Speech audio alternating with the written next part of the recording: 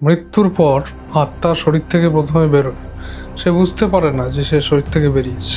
যে eternal life regression therapy. তো eternal মানে হচ্ছে আমাদের যে দৈবিক অরিজিনটা রয়েছে, প্রত্যেকটা মানুষেরই কোনো না কোনো দেবদেবীর অংশ। প্রায় 4 বছর পর জানতে পারলাম যে ইটার্নাল লাইফ রিগ্রেশন থেরাপি এর নাম হবে, এবং সেটা হচ্ছে চতুর্যুগের একটা সমন্বয় অবস্থা। তো সেগুলো যখন বারবার আমার চোখের সামনে ভিজুয়ালাইজ হতো, আমি তখন আমার 6 বছর বয়স। মোক্ষ যার ফাইনাল জাজমেন্ট হয়, তাকে তো বৈতরণী পার করার প্রয়োজন পড়ে না সবসময়। এরাই হচ্ছে টুইন ফ্লেম, যারা বিভিন্ন লীলার কারণে বারবার এই পৃথিবীতে জন্ম নেয়।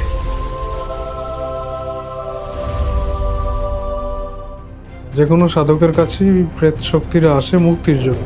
আমি জানতাম না যে এগুলো কেন হচ্ছে। তখন আমার গুরুজি বললেন যে এটা সেই ইঙ্গিত আমার আগের জন্ম।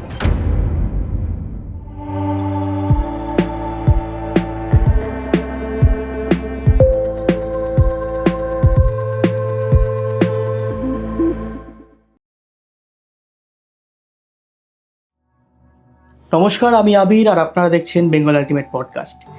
আজকের পডকাস্টে আমরা শুধু ঘটনা কিন্তু শুনবো না, যেরকম অন্যান্য পডকাস্টে আমরা শুনি।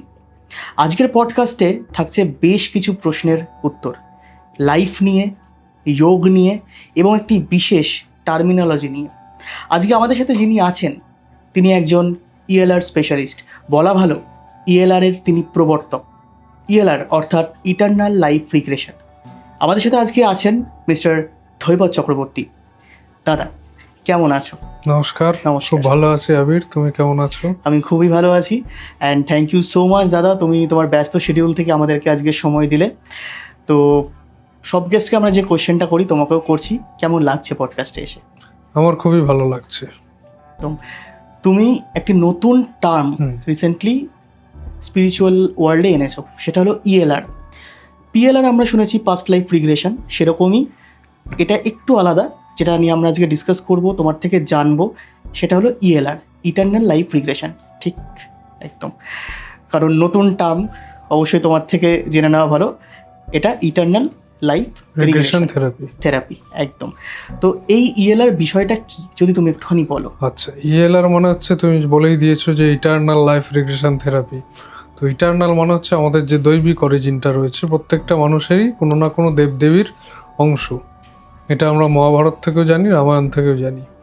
যেমন সুগ্রীব ছিলেন সূর্যদেবের অংশ, এদিকে শ্রীরামচন্দ্র ছিলেন নারায়ণের অংশ, ওদিকে মহাভারতে অর্জুন ছিলেন আমাদের এই দেবরাজ ইন্দ্রের অংশ। তো এরকম প্রত্যেকটি মানুষই কোনো না কোনো দেবদেবীর অংশ। তো এইটাকে জানা, মানে রিগ্রেশন মানে পশ্চাৎ অপসরণ, এইটাকে জানা, সোল জার্নিকে পিছিয়ে নিয়ে গিয়ে জানার যে প্রসেসটা, সেটাই হচ্ছে ইএলআর। আচ্ছা, তো এই যে নতুন কনসেপ্ট ইএলআর, এবং তুমি ইএলআর এর প্রবর্তক। 2025 সালে আমি ইএলআর কনসেপ্টটা মহামায়ার আশীর্বাদে বার করতে পেরেছি। একদম। কিভাবে এই ইএলআর এর কনসেপ্ট তুমি মাথায় এলো তোমার, বা তুমি আনলে? তো প্রথমেই বলে রাখি, আমি তো দীর্ঘ 20 বছর সাধনা করছি। তো সাধনা করতে করতে যখন 2021 সালে আমার এনলাইটমেন্ট হলো, আমি ওটা পরে আসবো। তো তখন আমি আদেশ পেলাম যে যোগ সাধনাকে সারা পৃথিবীতে ছড়াতে হবে, পারলে অন্য লোকেও ছড়াতে হবে। তো কি সেই যোগ, সেটা আমি প্রায় 4 বছর পর জানতে পারলাম যে ইটার্নাল লাইফ রিগ্রেশন থেরাপি এর নাম হবে, এবং সেটা হচ্ছে চতুর্যোগের একটা সমন্বয় অবস্থা। তার মধ্যে থাকবে হঠযোগ, ক্রিয়াযোগ, রাজযোগ, জ্ঞানযোগ। এই 4টে যোগের যে কম্বিনেশন, এটাই হচ্ছে ইএলআর।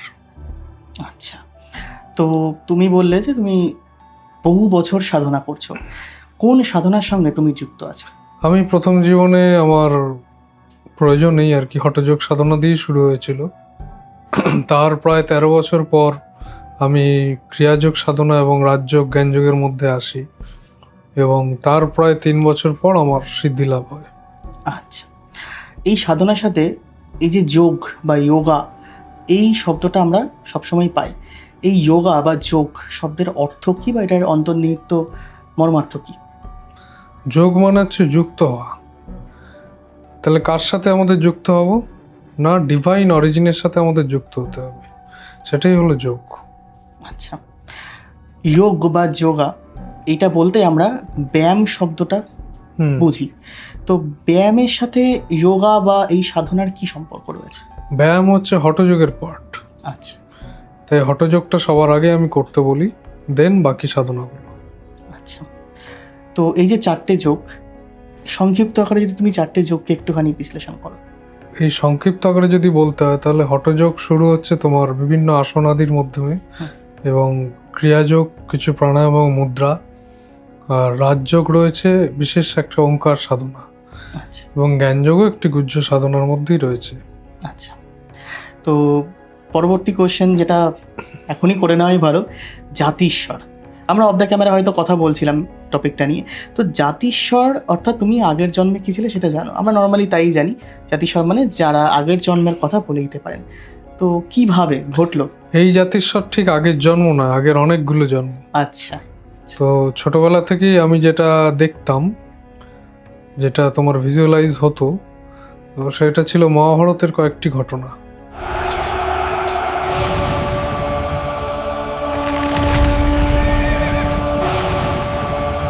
তো সেগুলো যখন বারবার আমার চোখের সামনে ভিজুয়ালাইজ হতো, আমি তখন আমার 6 বছর বয়স। আমি জানতাম না যে এগুলো কেন হচ্ছে। তো আমি যখন পরের দিন টিভিতে ওটা দেখতে পেতাম, তখন আমি লিঙ্ক করতাম যে ব্যাপারটা কি। তো এইভাবে চললো অনেক বছর, এবং বিশেষ যখন সাধনার মধ্যে ঢুকলাম তখন আরও বেশি বেশি হতো এই অবস্থাগুলো। তো আমার গুরুদেবকে আমি জিজ্ঞেস করলাম, তখন আমার গুরুজি বললেন যে এটা সেই ইঙ্গিত আমার আগের জন্ম। তো সেই সূত্রে আমি জানতে পারি আমি আগের জন্ম মানে আমার আগে আমি ইটারনালি শ্রীহরি নারায়ণেরই অংশ। আচ্ছা। তো এবার আমরা প্রশ্ন আনসারে আস্তে আস্তে ঢুকবো। তো যদি আপনাদেরও কোনো কোশ্চেন থাকে, আজকে আমরা যে পডকাস্টে কোশ্চেনগুলো করবো সেগুলো ছাড়াও আপনারা কিন্তু নির্দ্বিধায় কমেন্ট বক্সে জানাতে পারেন। আর আপনারা যদি আমাদের চ্যানেলে আসতে চান, আপনার ঘটনা শোনাতে চান, তাহলে আপনারা জানেন কি করতে হবে। নিজে যে নাম্বারটি আসছে অর্থাৎ 8420809976, এই হোয়াটসঅ্যাপ নাম্বারে লিখে অথবা ভয়েস করে পাঠাতে পারেন আপনাদের ঘটনা, অথবা পাঠাতে পারেন bengalultimatepodcast@gmail.com মেল আইডিতে। আপনাদের ঘটনা সিলেক্ট হলে অবশ্যই আপনাদেরকে ডেকে নেওয়া হবে আমাদের এই স্টুডিওতে আপনার ঘটনা বলবার জন্য, যেভাবে আজকে দৈবদ্দা এসে আমাদের ঘটনা শেয়ার করছেন এবং প্রশ্ন আনসারের মাধ্যমে। তো দাদা, আমরা এবার প্রশ্ন আনসারে ঢুকবো। মৃত্যু আর পুনর্জন্ম, এই দুটোর মাঝখানের যে সময়কালটা, সেখানে একটা সোল কোথায় থাকে? মৃত্যুর পর আত্মা শরীর থেকে প্রথমে বেরোয়, সে বুঝতে পারে না যে সে শরীর থেকে বেরিয়েছে, কিন্তু কিছুক্ষণ পর সে বুঝতে পারে শরীর থেকে সে বেরিয়ে গেছে, এবং তারপর সে শরীরে প্রবেশও করতে যায়, কিন্তু মহামায়ার খেলায় শরীরে আর প্রবেশ করা যায় না। তখন সেই আত্মা যদি সকালে দেহত্যাগ করে, তাহলে আত্মা বলাটাও ভুল, সূক্ষ্ম শরীর এই কোড়ে আঙ্গুলের এই এক করের সমান। তো এই সূক্ষ্ম শরীরকেই আস্তে আস্তে সে 11 দিন বা 13 দিন সে ওই পারিপার্শ্বিকের মধ্যেই থাকে, এবং যেহেতু সকালে মারা যায় তাকে সরাসরি তাকে কৃষ্ণের দূতেরা নিয়ে যায়। যদি রাত্রিবেলা তার মৃত্যু হয় সন্ধ্যের পর, তখন সাধ্যাত্মিক কার্যের সময় পিণ্ড দানের মাধ্যমে তার যাতনা শরীর তৈরি হয়। সেই যাতনা শরীরকে তখন দূতেরা যমপাস দ্বারা আবদ্ধ করে, এবং তাকে বৈতরণী নদীতে একটি নৌকায় বেঁধে নিয়ে যায়। কীরকমভাবে নিয়ে যায় না, তার শরীরটা বৈতরণী নদীতে ডুবে রয়েছে। এবার বৈতরণী নদীর একটা রহস্য হচ্ছে সেখানে অনেক হিংস্র কুমির রয়েছে। সেই কুমিরগুলো যতক্ষণ নৌকাটা চলছে ততক্ষণ অবধি শরীরটাকে ভক্ষণ করবে, মানে অসহ্য যন্ত্রণা দেবে। সেটাই ওই জন্যই শরীরটার নাম যাতনা শরীর, এবং বৈতরণী পার করা পর্যন্ত সেই শরীরটা যাতনা ভোগ করতে করতে এগোবে। তারপর সে যমলোক যাবে।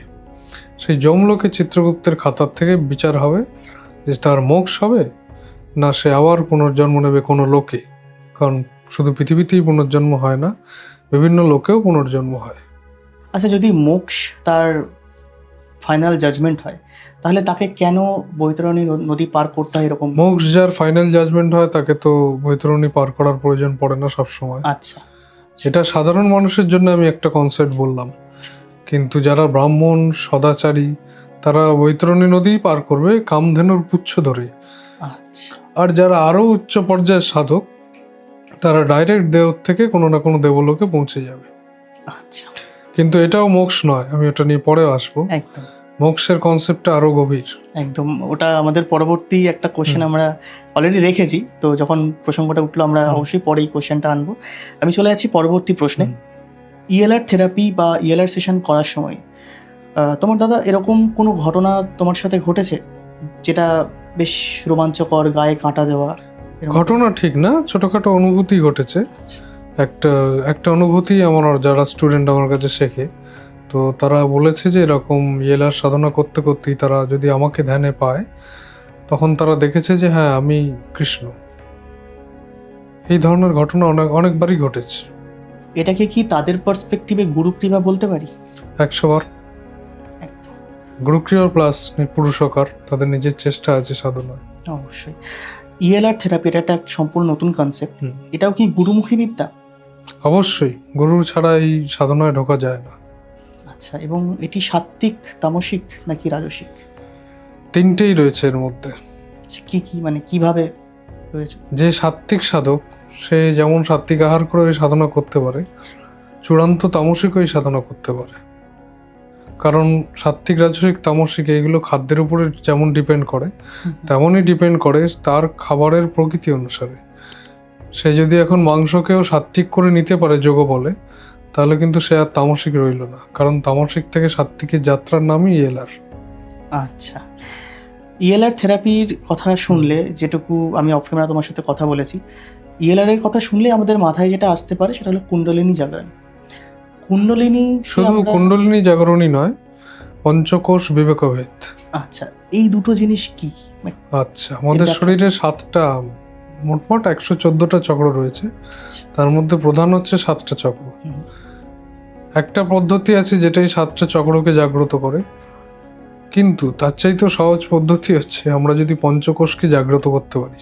পঞ্চকোষ মানে প্রথম এই রক্ত মাংসের শরীরটা হচ্ছে অন্নময় কোষ, তারপরে হচ্ছে প্রাণময় কোষ, যেটা আমাদের প্রাণময় শরীরকে নিয়ন্ত্রণ করছে, আর এর পরে রয়েছে মনোময় কোষ, তারপরে রয়েছে জ্ঞান ও বিজ্ঞানময় কোষ, তারপরে রয়েছে আনন্দময় কোষ।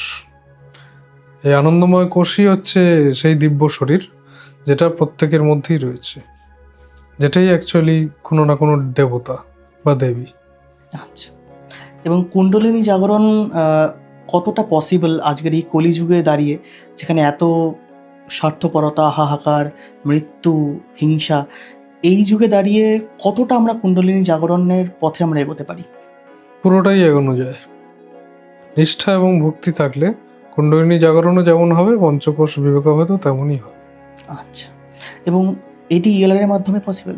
হ্যাঁ, ইয়েলারের মাধ্যমেই পসিবল। কিভাবে সেটা যদি একটু ব্যাখ্যা? সাধনাটা তো পুরোটা গুহ্য সাধনা, কিন্তু যদি তুমি এই 4টি যোগকে পরপর করতে থাকো অন্তত 3 থেকে 5 বছর, তাহলে তোমার কুণ্ডলিনী জাগরণ অথবা পঞ্চকোষ বিবেকভেদও হবে। কি করে বুঝতে পারবো যে কুণ্ডলিনী জাগরণ শুরু হয়েছে? যখন সে, যেমন আমার স্টুডেন্ট বললো যে সে ধ্যানের মধ্যে দেখতে পাচ্ছে যে আমি শ্রীকৃষ্ণ, বা কখনো সে নিজেকে দেখতে পাচ্ছে সেই দেবাদিদেব, তো এই অনুভূতিগুলো যখন হতে থাকবে তখনই বুঝতে পারবে যে তার কুণ্ডলিনী জাগরণ হচ্ছে। আচ্ছা, ইএলআর এর সাথে মেডিটেশন কি যুক্ত? অবশ্যই, আচ্ছা, ইলারের মধ্যে জ্ঞানযোগের যে অংশটা রয়েছে সেখানেই রয়েছে ধ্যানের একটা অবস্থা। আচ্ছা, এবং ধ্যান, খাদ্যাভ্যাস, হুম, যোগাসন, এগুলো সবগুলো ইটারনাল হুম, লাইফ রিগ্রেশনের সাথে যুক্ত। হুম। আচ্ছা, ইএলআর এবং পিএলআর অর্থাৎ পাস্ট লাইফ রিগ্রেশন, হুম। এটা নিয়ে হয়তো দর্শকদের কনফিউশন হতেই পারে। এই দুটোকে যদি তুমি দাদা একটু পার্থক্য। ইএলআর এর মধ্যে দিয়েই তুমি পিএলআর এ যেতে পারবে। আচ্ছা, হ্যাঁ, তুমি বললে তুমি আগের জন্মের কিছু জিনিস। ইএলআর এর মধ্যে দিয়েই তুমি পিএলআর এ যেতে পারবে, কারণ ইএলআর তো একবারে দৈব সত্তায় নিয়ে যায়। তো এই দৈব সত্তা আসার আগে তোমার মনুষ্য সত্তা, বা তুমি উদ্ভিদ হয়ে যখন জন্মেছিলে, বা তুমি কোনো কীটজনিতে জন্মেছিলে, সেগুলোও তুমি দেখতে পাবে এক এক করে।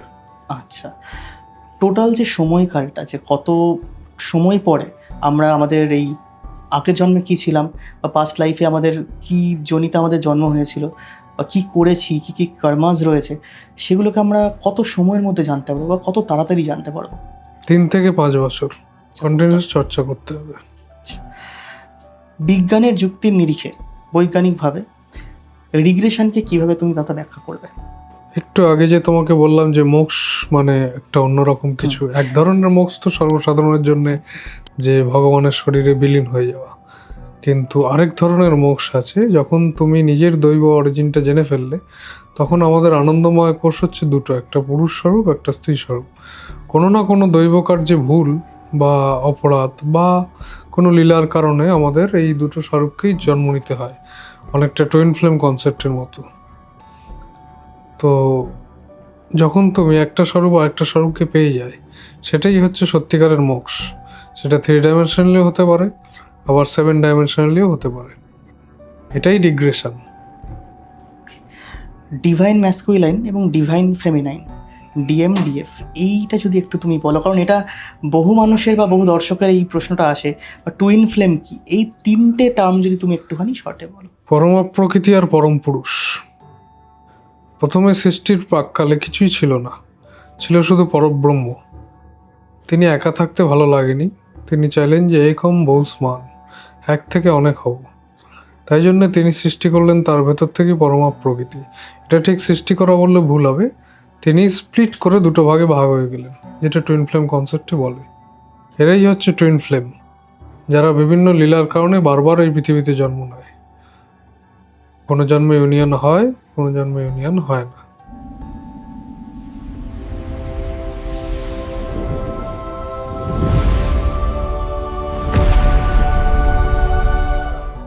কিন্তু মোক্ষ পেতে গেলে কোনো না কোনো জন্মে তাদের মধ্যে ইউনিয়ন হবেই। আচ্ছা, রিসেন্টলি আজকালকার যারা খুব ইয়ং কাপল, তারা টুইন ফ্লেম কনসেপ্টটাকে খুব সামনে আনার চেষ্টা করছে এবং এটা নিয়ে বেশ চর্চা হচ্ছে। তো কিভাবে বোঝা যাবে যে একটা কাপল টুইন ফ্লেম?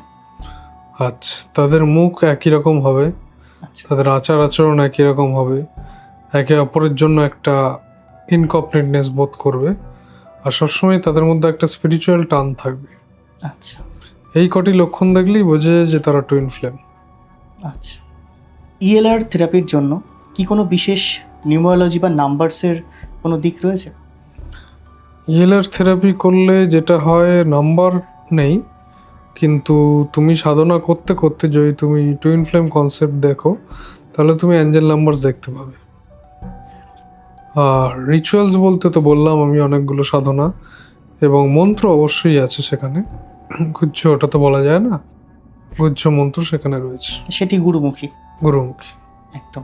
আচ্ছা, কেউ যদি চায় যে আমি এই গুরু দীক্ষা নেব, তো এটার প্রসেস কী থাকে, কিভাবে সে এই দীক্ষাটা পেতে পারে?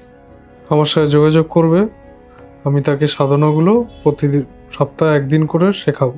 তুমি যদি দর্শকদের উদ্দেশ্যে কিছু তোমার নাম্বার বা কন্ট্যাক্টস যেখানে তারা কন্ট্যাক্ট করবেন যদি একটু বলে দাও। হ্যাঁ, আপনারা যদি আমার সাথে যোগাযোগ করতে চান, আমার ফেসবুকে ধৈবত চক্রবর্তী এই নামেও আছি, আর আমার কন্ট্যাক্ট নাম্বার হচ্ছে 8621013974। এই নম্বরে আপনারা যোগাযোগ করলেই আমাকে পাবেন। একদম। তো যদি কেউ দাদার সাথে যোগাযোগ করতে চান, এই কন্ট্যাক্ট ডিটেলস আপনারা অবশ্যই যোগাযোগ করতে পারেন, দাদা নিশ্চয়ই তাদেরকে রিপ্লাই দেবেন। আচ্ছা, আমি একজন প্যারানর্মাল রিসার্চার, আমি এখনও লার্নার, এখনও শিখছি, রিসার্চ করছি এবং বেশ কিছু কেস ইনভেস্টিগেট করার চেষ্টা করেছি। তো একজন রিসার্চার হিসেবে আমার লাইফে ইএলআর কতটা হেল্প করতে পারে as a paranormal researcher? Paranormal রিসার্চে তুমি তো বেশিরভাগই নিশ্চয়ই প্রেতাত্মা নিয়ে কাজ করো। আমরা বলি এনার্জি। আচ্ছা, আমরা সাধনার লাইনে বলি প্রেতাত্মা একদম। বা প্রেত শক্তি। তো সেই প্রেত শক্তির জন্য আমরা বিশেষ কিছু ক্রিয়া আছে, আচ্ছা, সেগুলো আমরা দিয়ে থাকি, যেগুলো করলে তোমার মানে দেবাদিদেব মহাদেব সন্তুষ্ট থাকবেন, যার ফলে প্রেতের প্রভাবে তোমাদের কোনো ক্ষতি হবে না। আচ্ছা, এই যে প্রোটেকশন নেওয়া বা কোনো প্রোটেকশন নিয়ে এরকম কোনো ফিল্ডে আসা, এবং বহু মানুষ আজকে এই প্যারানর্মাল ফিল্ডের সাথে যুক্ত হচ্ছেন, অনেক দর্শকরা হয়তো দেখছেন, তারাও এই ফিল্ডের প্রতি প্রচণ্ড ইন্টারেস্টেড, এবং তোমার সাথে অফ দ্য ক্যামেরা কথা হচ্ছিল। তো তোমরা সবসময় যারা এই ফিল্ডের বা এই স্পিরিচুয়াল ফিল্ডের সাথে যুক্ত, সবসময় তোমরা বলো যে কোনো স্পিরিচুয়াল প্রোটেকশন নিয়ে তবে এই প্যারানর্মাল ফিল্ডের সাথে যুক্ত হতে। তো ইএলআরকে কীভাবে আমরা স্পিরিচুয়াল শিল্ড হিসেবে বা স্পিরিচুয়াল একটা প্রোটেকশন হিসেবে আমরা ইউজ করতে পারবো?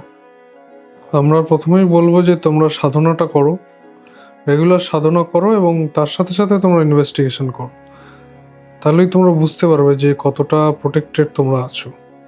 আচ্ছা, যদি আমরা কোনো স্পিরিচুয়াল প্রোটেকশন নিই, তাহলে কি কোনো এনার্জি আমাদের কাছে আসা থেকে বাধা পাবে বা তারা সেই কমফোর্ট জোনটা পাবেন না? কারণ কেন প্রশ্নটা করছি, কারণ আমরা যখন কোনো ফিল্ডে বা কোনো সোক্লেম হন্টেড জায়গাতে বা কোনো এরকম ঘটনা ঘটছে এরকম জায়গাতে যখন আমরা যাই বা কোনো বাড়িতে যাই, সেখানে আমাদের প্রথম উদ্দেশ্য এটাই থাকে যে এনার্জিকে একটা কমফোর্ট জোন ক্রিয়েট করে দেওয়া, যাতে তারা আমাদের সাথে থ্রু সাম সায়েন্টিফিক ডিভাইস একটা ইন্টেলিজেন্ট কমিউনিকেশন স্থাপন করতে পারে।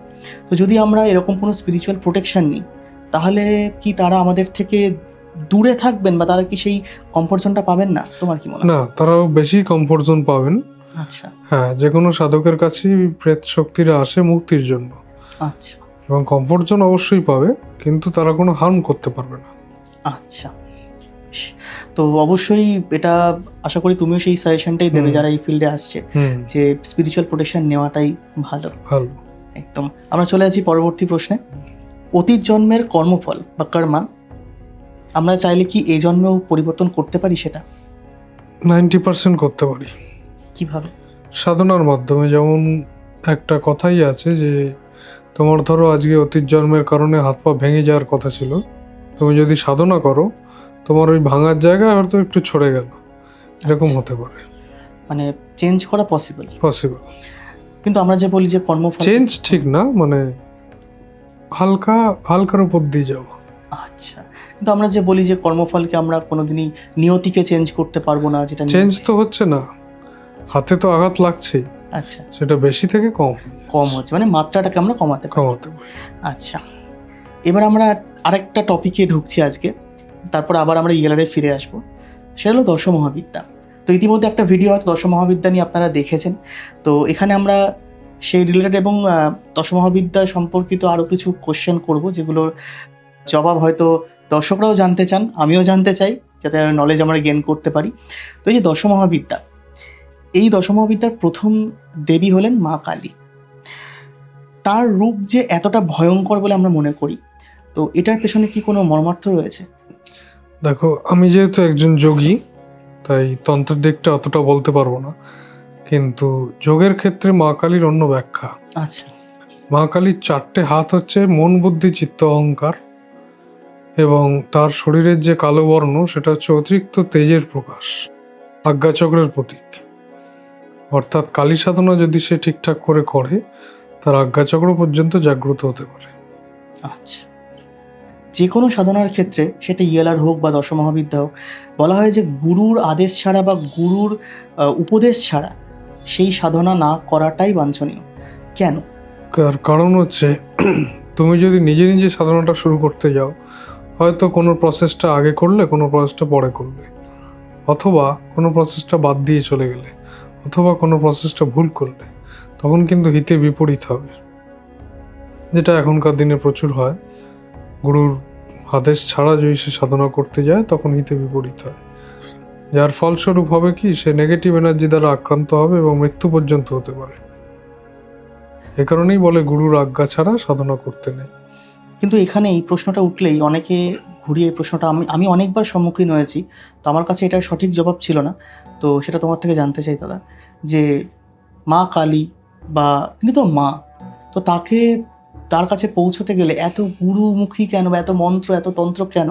তাকে তো আমরা মাতৃজ্ঞানে তো তার কাছে পৌঁছতে পারি, সেটা কি সম্ভব? আমরা যদি প্রধানমন্ত্রীর কাছে পৌঁছতে চাই, ধরো কৃষি যোজনা, আমার এত টাকা চাই, তাহলে একটা কৃষক কি প্রধানমন্ত্রীকে চিঠি লিখলে উত্তর পাবে? উত্তর পাবে হয়তো, কিন্তু টাকাটা পাবে না। তাকে কত কাঠখড় পোড়াতে হবে, প্রথমে মিউনিসিপ্যালিটি, তারপরে তার উপরওয়ালা। তো কালী তো সবচেয়ে উচ্চ শক্তি, তার চাইতে বড় কথা উনি একজন ভগবান। তো সেই অবধি পৌঁছাতে গেলে তাকে তো আগে ঋষি মুনি টপকাতে হবে, তারপর দেবতাদের কাছে যেতে হবে, তারপরে কালীর কাছে যাবে। দুটো একই জিনিস। দশমহাবিদ্যার কথা এলেই দশমহাবিদ্যার সাথে আরেকটা কিন্তু টার্ম আসে, সেটা হলো মায়ের সহচরীরা। আগে কি তাদেরকে তুষ্ট করাটা জরুরি?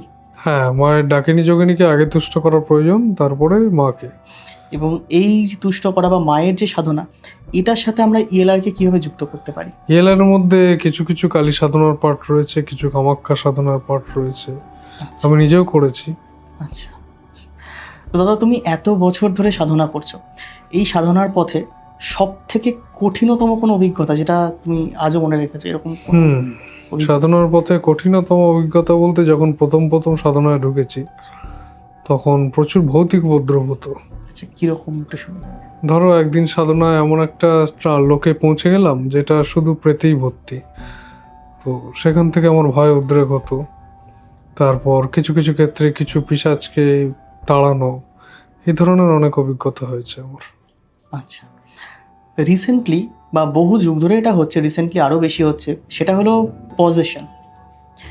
এই যে পজেশন বা পজেসড হয়ে যাওয়া, যেটাকে আমরা প্যারানর্মাল সায়েন্স বা আমাদের প্যারাসাইকোলজির ভাষায় বলি যে ইনফ্লুয়েন্স হওয়া, কোনো একটা এনার্জির হাতে একটা মানুষের সমস্ত কন্ট্রোল চলে যাওয়া এবং সে কারোর দ্বারা নিয়ন্ত্রিত হচ্ছে কোনো এনার্জির দ্বারা, এবং সে খুব আনন্যাচারাল বিহেভিয়ার করছে, আনন্যাচারাল কাজ করছে যেগুলো একদমই তার নেচারের এগেনস্টে, বা এমন কোনো বিহেভিয়ার করছে যেটা সে কোনোদিন করেইনি।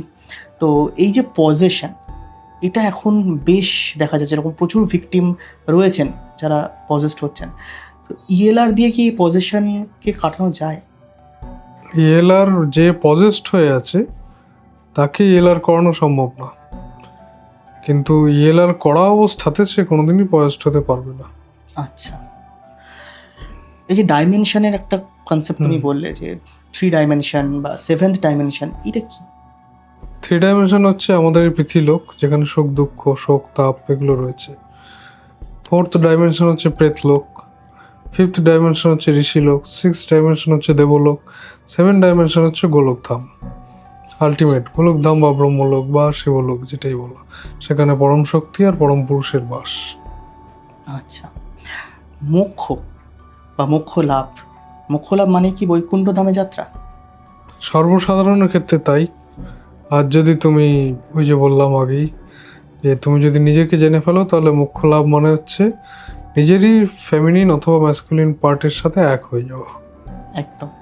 বৈকুণ্ঠ ধাম যাত্রা, এই টার্মটা আমরা সবাই শুনেছি, আপনারাও হয়তো যারা দর্শক তারা শুনেছেন। এই বৈকুণ্ঠ ধাম যাত্রা ব্যাপারটা কি দাদা? ইএলআর এর মধ্যে একটা সাধনা আছে, যেই সাধনাটা করলে শুধু বৈকুণ্ঠ ধাম কেন অনেক ধামেই সে যেতে পারবে। আচ্ছা, তাই জন্য ইএলআরকে বলা হয় ব্রহ্মাণ্ড পরিভ্রমণের রহস্য উন্মোচন পদ্ধতি। আচ্ছা। এখনকার যুগে সব থেকে বাজে একটা জিনিস, সেটা হলো ব্ল্যাক ম্যাজিক বা তন্ত্রের একটা অন্যরকম দিক। তো সেটিকে এখন বহু খারাপ মানুষ বহু স্বার্থে ইউজ করছে, খারাপভাবে অনেক মানুষের ক্ষতি করছে, বাড়িতে বাড়িতে ব্ল্যাক ম্যাজিকের এফেক্ট রয়েছে। তো এই ব্ল্যাক ম্যাজিককে আমরা কিভাবে ইএলআর দ্বারা দূরীভূত করতে পারবো? ব্ল্যাক ম্যাজিকে আক্রান্ত কাউকে ইএলআর করানো যাবে না, কিন্তু বাকিদেরকে যদি তুমি ইএলআর করাও তারা ব্ল্যাক ম্যাজিক দ্বারা আক্রান্ত হবে না। ধরো কোনো একটা পরিবার তোমার কাছে এলো, তোমার সাথে যোগাযোগ করলো যে তাদের ধারণা এটা যে তাদের উপর ব্ল্যাক ম্যাজিক করা হয়েছে। তো এমত অবস্থায় তুমি কিভাবে তাদেরকে রক্ষা করবে? আমি তো তাদের সাধন চতুষ্টার মধ্যে যেতে বলবো প্রথমে, তার উপর তন্ত্রের সাহায্য নিতে বলবো। আচ্ছা, মানে তন্ত্রের সাথে ইএলআর এর কানেকশন কিছুটা কিন্তু তৈরি হচ্ছে। হ্যাঁ, কারণ তো ইএলআর এর মধ্যে যেখানে মন্ত্রযোগ আছে সেটা পুরোটাই তন্ত্রের আন্ডারে। আচ্ছা, তো দশমহাবিদ্যাও তার মানে ইএলআর এর সাথে কানেক্টেড নিশ্চয়ই রয়েছে। তো কিভাবে দশমহাবিদ্যা আর ইএলআর কানেক্টেড হচ্ছে? কিছু কিছু সাধনা আছে যেগুলো ইএলআর এর মধ্যে করা যায়, খুবই অল্প। সেগুলো হচ্ছে দশমহাবিদ্যার কিছু মন্ত্র। আচ্ছা, সেগুলো তো বলা যায় না, গুহ্যবিদ্যা। গুহ্যবিদ্যা। দাদা, তোমার ভাষায় মৃত্যু কি? মৃত্যু মানে হচ্ছে নতুন এক জন্মের সূচনা। যদি তুমি নিজের স্বরূপকে জানার চেষ্টা করো, তাহলে আর মৃত্যুকে নেগেটিভ হইতে দেখতে পারবে না। তার জন্য ইএলআর এবং সাধনায় সাধনার পর পথ। তুমি দর্শকদের উদ্দেশ্যে এমন কোনো ছোট রেমেডি দিতে পারবে যেটা তারা রোজ ফলো করতে পারেন এবং তাদের লাইফকে আরও বেটার করতে পারেন? রেমেডি বলতে তোমরা যদি প্রত্যেকদিন একটু একটু করে ব্যায়াম করো এবং কিছু আসন অভ্যাস করো, তাহলে তোমরা সাধনার মধ্যে ঢুকতে পারবে। স্বামী বিবেকানন্দ, রামকৃষ্ণদেব এবং মা শারদা, যাকে আমরা মানে সবসময় মেনে এসেছি, মানি, তারাও কিন্তু বলেছেন যে সাধনা, যোগাসন এগুলোর ভালো ফল রয়েছে। তো যোগাসনটাকে যদি আমরা পার্টিকুলারলি এখানে ধরি, তো যোগাসনের কি কি ভালো ফল আমরা পাবো এই যুগে দাঁড়িয়ে? কারণ এখনকার খাবার ভেজাল, অনেক ভেজাল রয়েছে, বা প্রচুর টক্সিক এলিমেন্ট আমাদের শরীরে ঢুকছে। তো এগুলোকে কি করে রিমুভ করবো যোগাসনের মাধ্যমে? যোগাসন করলে শরীর শুদ্ধ হবে, অর্থাৎ তুমি যদি ভেজাল কোনো খাবার খেয়েও ভালো, সেটা মলমূত্র ঘাম দিয়ে বেরিয়ে যাবে, শরীরে থাকবে না। এছাড়াও তোমার আধ্যাত্মিক উন্নতি হবে, তুমি নিজেকে জানার পথে ক্রমশ এগিয়ে যাবে। আমাদের আজকে ইয়ং জেনারেশন খুবই এরকম স্পিরিচুয়াল বিষয় নিয়ে তারা খুবই আপলিফটেড, তারা এই সমস্ত ব্যাপারে আরও অনেকটা বেশি এনগেজড হচ্ছে।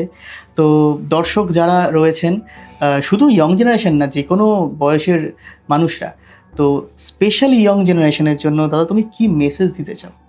আমি তোমাদের জন্য একটাই মেসেজ দেব, সেটা হচ্ছে যে তোমরা প্রত্যেকে সাধনমুখী হও এবং নিজেকে জানার চেষ্টা করো, এইটুকুই। একদম। আর দাদার কন্ট্যাক্ট নাম্বার তো রইলই, আপনারা নিচে দেখতে পাচ্ছেন। যদি কোনো রকম দরকার পড়ে এই সাধনা রিলেটেড, ইএলআর রিলেটেড, উনি ইএলআরের প্রবর্তক, ইটারনাল লাইফ রিগ্রেশন, নতুন একটা কনসেপ্ট যেটা সবার সামনে আসা উচিত। তো সেটা নিয়ে যদি কেউ যোগাযোগ করেন তোমার সাথে, তাহলে অবশ্যই তোমাকে পাবে। তো খুব ভালো লাগলো দাদা তুমি আজকে আমাদের চ্যানেলে এলে। তো আমরা আশা করবো তুমি আবার আসবে আমাদের চ্যানেলে নতুন কিছু কনসেপ্ট, নতুন নিশ্চয়ই। ঘটনা নিয়ে। নিশ্চয়ই। তো অনেক ধন্যবাদ, তুমি তোমার ব্যস্ত শিডিউল তোমার প্রচণ্ড, তার মধ্যেও তুমি টাইম দিলে, থ্যাংক ইউ সো মাচ। ভিডিওটা কেমন লাগলো অবশ্যই জানাতে ভুলবেন না। আর যদি আপনাদেরও কোনো কোয়েশ্চেন থাকে তাহলে নির্দ্বিধায় কমেন্ট বক্সে কমেন্ট করুন। পরবর্তী কোনো ভিডিওতে যেখানে দাদাকে আবার আমরা পাবো, সেখানে সেই প্রশ্নের উত্তর আমরা নিশ্চয়ই আপনাদের সামনে আনার চেষ্টা করব। ভিডিওটা যদি ভালো লেগে থাকে তাহলে শেয়ার করতে ভুলবেন না, নোটিফিকেশন বেল অন করে দেবেন পরবর্তী ভিডিওর আপডেটস পাওয়ার জন্য, এবং চ্যানেলটিকে অবশ্যই সাবস্ক্রাইব করবেন। আজকের ভিডিও থাকলো এই অবধি। আমি ছিলাম আজকে আবির এবং আমার সাথে ছিল ধৈবতদা। দেখা হচ্ছে পরবর্তী কোনো একটি ভিডিওতে নতুন কোনো ঘটনা নিয়ে। ততদিন অবধি দেখতে থাকুন, শুনতে থাকুন। নমস্কার।